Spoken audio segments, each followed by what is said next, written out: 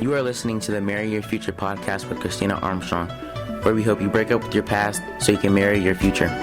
Christina is an author, singles coach, and speaker who is passionate about helping women journey from breakup to boss up. Be sure to subscribe so you don't miss an episode. So I know what you're thinking. Girl, why are you sitting on this camera with a cap on your head?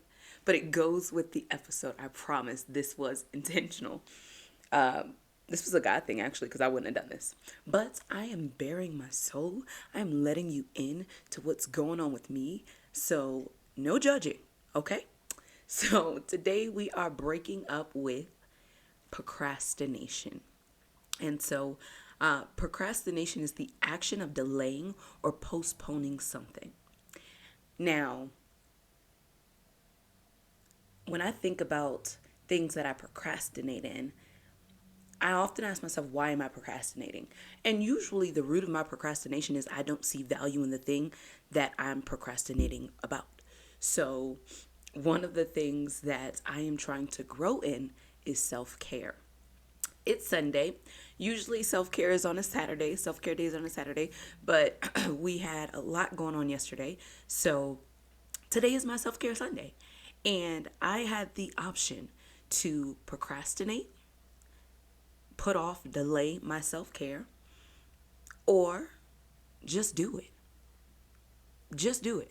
And I went to go and I was like, okay, I started off and I was like, well, it's self-care Sunday. I'm going to shave my legs, make them all exfoliate. I'm going to, just take extra time in the shower while baby girl's sleeping. And I'm going to use this time just for self-care since I normally will delay that. And as I'm doing all that, as I'm in the shower, I take out my braids and I was like, oh gosh, I took out my braids. I got to record. And the Lord said, do both. What you mean do both? How am I do both? And so this is how I was instructed to show up, because a lot of times we try to follow a set of rules that doesn't exist. Who said you can't show up to a podcast in a shower cap with your hair being conditioned? Who said? Where are the rules? And do I have to play by them? And so today I made the choice. I am not going to delay my self-care. I'm going to find the space, find the time to do my self-care. Even if that means showing up imperfectly. Even if that means showing up in a way I normally wouldn't. Even if that means showing up, recording, doing something that I know I'm supposed to do, but not looking the part that I think I should look. Now, I'm not encouraging you to go outside the house like this. This was a God instruction, okay? And I believe that this is definitely going to help someone. God has been telling you to do something, and you've been procrastinating. And really, that's arrogant to think that the thing that God told you to do, you'll have another chance to do it.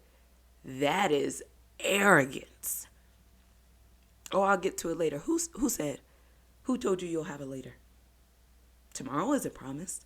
So it's arrogant of us to put off the thing that we need to be doing. It's arrogant of us to think that God owes us another chance to do what we should have done when he told us to do it. Delayed obedience is still disobedience. Hello. Took me a while to get that one. Delayed obedience is still disobedience. It's still disobedience. So, why are we waiting until it's perfect? Just do it. Why are you procrastinating? We talked about the fear of failure. You're waiting to do something until you can make sure it's perfect. It's not going to be perfect. I literally was just watching Transformation Church. Pastor Mike Todd has been doing a phenomenal job with the series of distractions. It's really been blessing me. But he brought up a post that he made 10 years ago.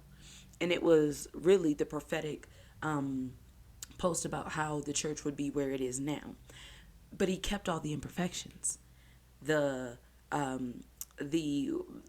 misspelling, the misspelled words, the all of the things that weren't right, he kept in there for transparency. And it just made me think, what if he would have procrastinated? What if he would have thought he had tomorrow to do what was instructed for today? Transformation Church wouldn't be where it is today. And so what are we putting off that we should be doing? Self-care wasn't a big thing for me because I had low self-worth. I didn't think I was worth taking care of myself. And low self-worth and not having a clear focus and a clear idea of what self-care is shows up differently. It shows up like you walking out the house just looking any kind of way because you don't care about yourself. Shows up, or you don't think you're worthy. It shows up in all different aspects. And so I've been trying to be really intentional about showing up for me. Show up, do the work. And so I decided to do my self-care today. I decided to take the time out for me today. I decided, okay, God, is this important? Yes, I want you to take care of yourself today. Hey, you need to take your hair out. How long you gonna walk around looking like that? Like, seriously. And again, I don't know if I shared this, but I've been asking myself, the person that I want to be, would she make the decisions that I'm making today? The person that I want to be, would she carve out time for self-care? The person that I want to be today, would she drink that Coke? Would she eat that snack? Or does she have discipline? Am I procrastinating? Am I becoming? Am I comfortable staying where I am? Out of fear of failure, out of fear of I'm not going to be able to measure up, out of fear that I'm going to miss it? Who cares? So here I am. My hair is being deep conditioned. I'm in, my Sunday at home outfit, and I'm on camera recording this just so I can throat punch procrastination. Tomorrow isn't promised. Them that love the Lord obey him. They follow his commands. This was a command. Hey, do your podcast. You're supposed to do an episode. Yes, sir. Hey, it's Self-Care Sunday. What's your self-care going to look like today? Hey, it's Sunday. You have work tomorrow. Go ahead and prepare while she's sleeping. Like, it's things like that. If I procrastinate on them, I'm paying for them the next day. And I never forget somebody said to me, your lack of preparation does not make it an emergency for me. Because you did not prepare, because you procrastinated. Now you want me to jump and you want to rush me? No. Take responsibility. You procrastinated. Now the question is why? What are you procrastinating in? Are you procrastinating in getting your finances together or getting the budget? Why? Because you're scared of what it's going to look like? You're scared to face the reality? Are you procrastinating into that relationship that he told you to end 10 years ago? Why? Because you're scared of being alone?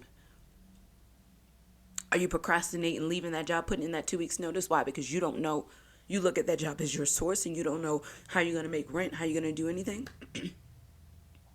Are you procrastinating going to the gym? Why? Just because you're lazy and you have no motivation? This isn't just about you. I'm talking to me.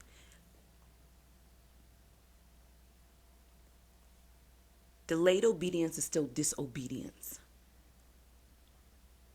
And it is super, super, super prideful and arrogant to think that God owes us another opportunity.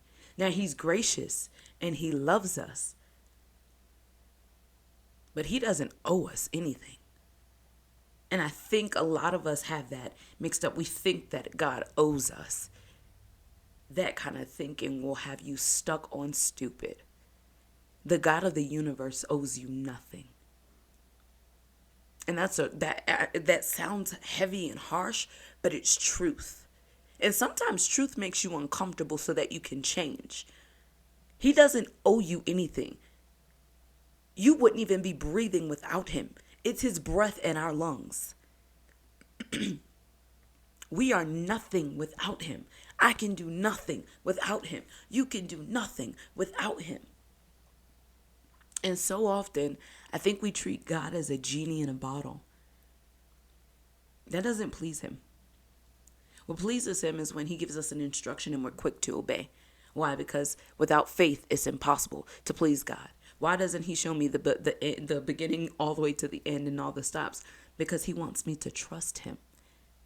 That's what pleases him. Heaven cheers when I take a step and I don't procrastinate or step back, but I take a step not knowing what's next, not knowing if I'm going to walk on the water or if I'm going to sink.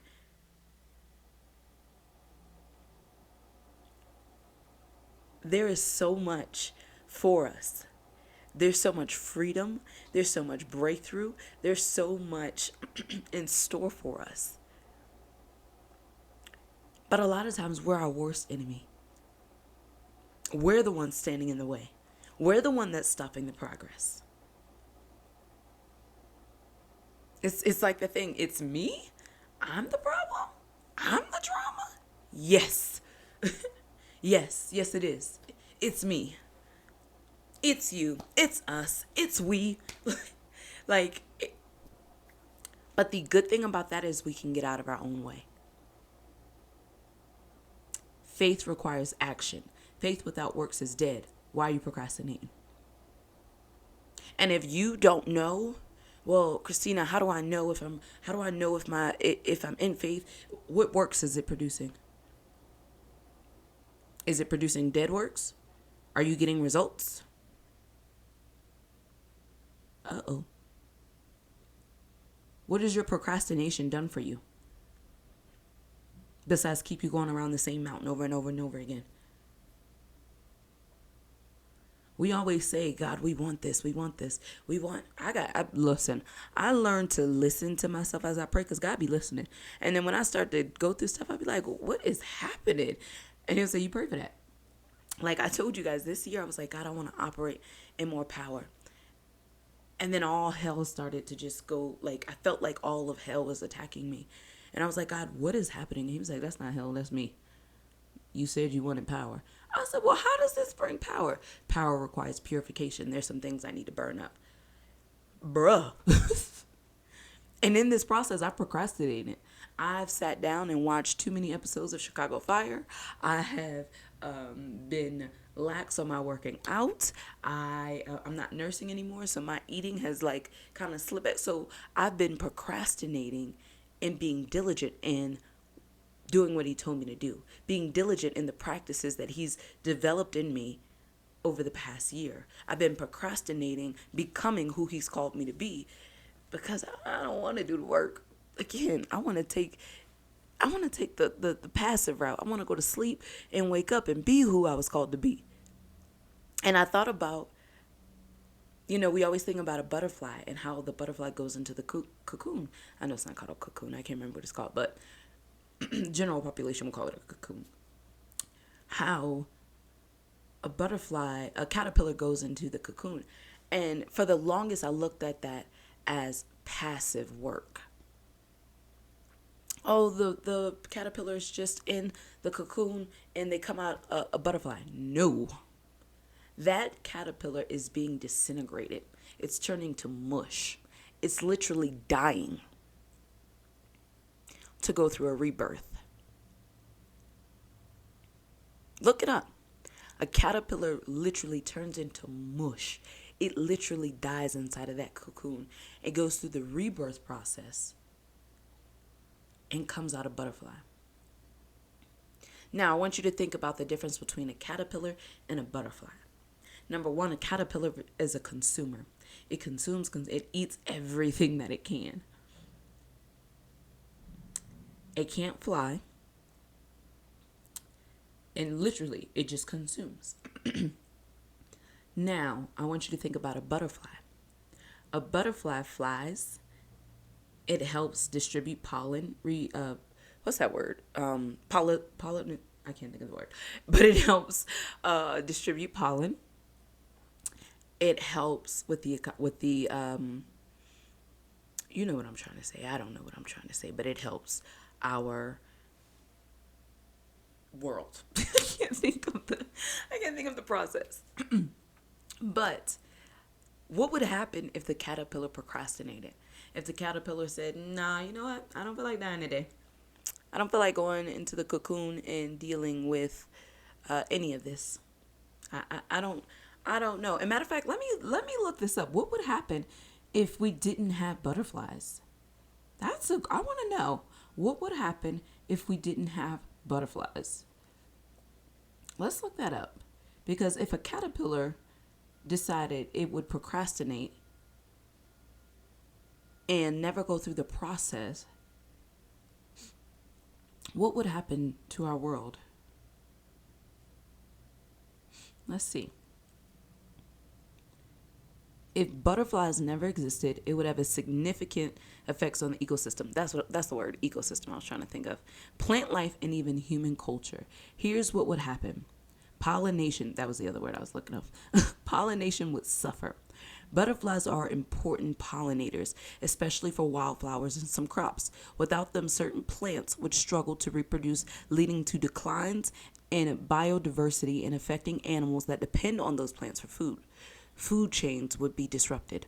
Butterflies and their caterpillars are a food source for many birds, reptiles, and small mammals. Without them, predators that rely on them would have to find alternative food sources, possibly leading to population decline or shifts in the ecosystem.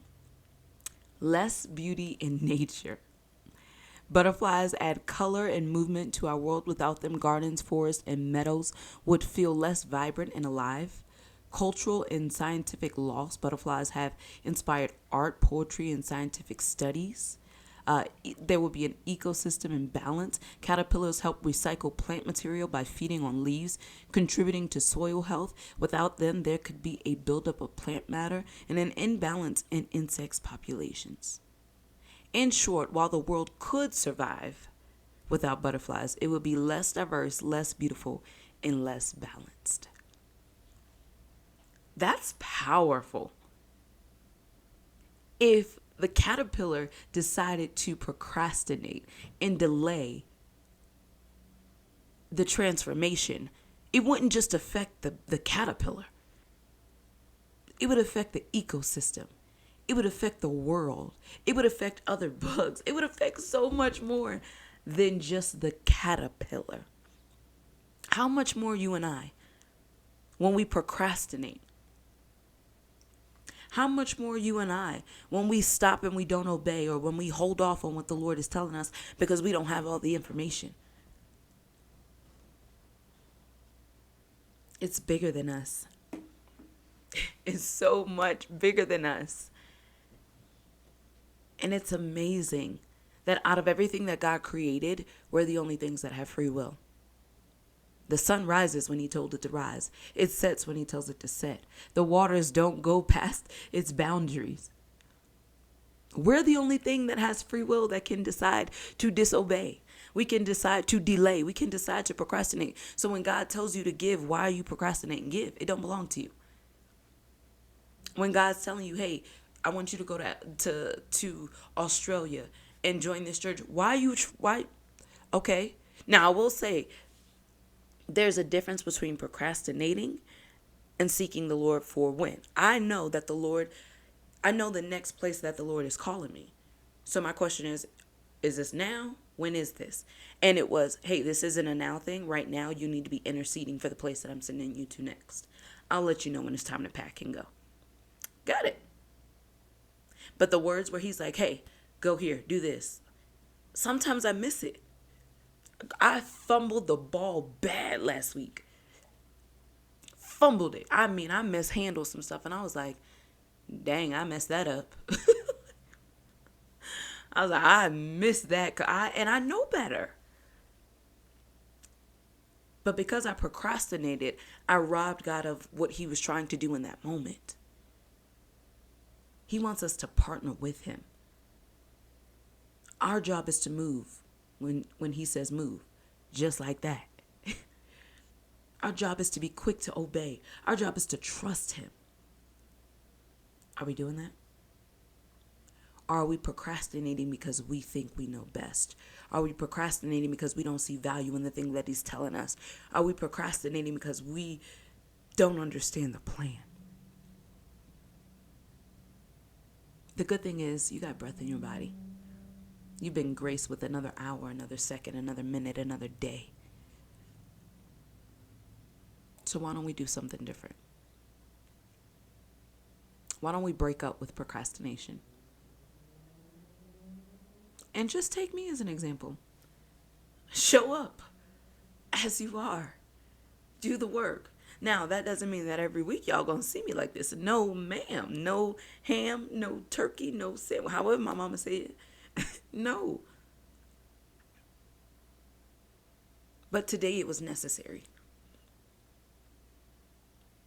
So yeah, that's what I got for us today. Until next time, remember, in order to marry your future, you'll have to break up with your past. Peace. We hope you enjoyed this episode. Be sure to check out the website at itschristinaarmstrong.com for more content. And remember, God can't heal who you pretend to be.